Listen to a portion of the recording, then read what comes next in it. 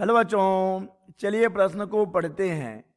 संलग्न चित्र में प्रदर्शित लेंस दो विभिन्न पारदर्शी पदार्थों से मिलकर बना है। लेंस की अक्ष पर स्थित किसी वस्तु के कितने प्रतिबिंब बनेंगे? चलिए बच्चों, सबसे पहले हम लिख लेंगे मूल अवधारणा, जिस पर कि बच्चों यह प्रश्न आधारित है। बच्चों, यह प्रश्न आधारित है लेंस पर, और यहां बच्चों हम बात करेंगे लेंस के अपवर्तन सूत्र की। लेंस का अपवर्तन सूत्र क्या होता है बच्चों? ये होता है 1/f बराबर mu minus 1/r1 minus 1/r2, जिसे कि बच्चों हम लेंस निर्माता सूत्र भी कहते हैं। चलिए बच्चों, अब इस प्रश्न का उत्तर करते हैं।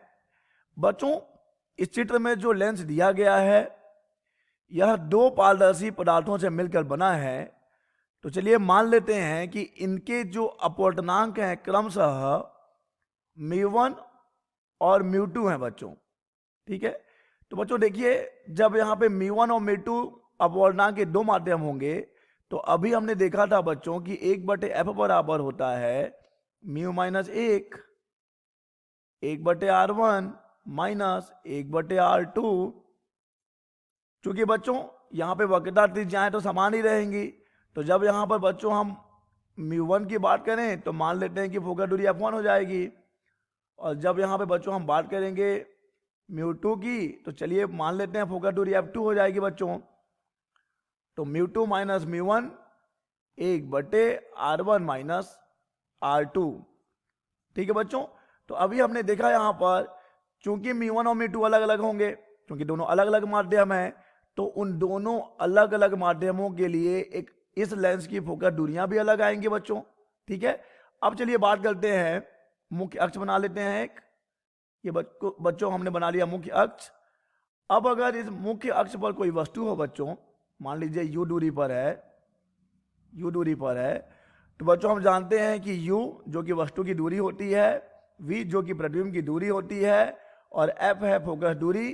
तो 1/f बराबर होता है 1/v माइनस 1/u।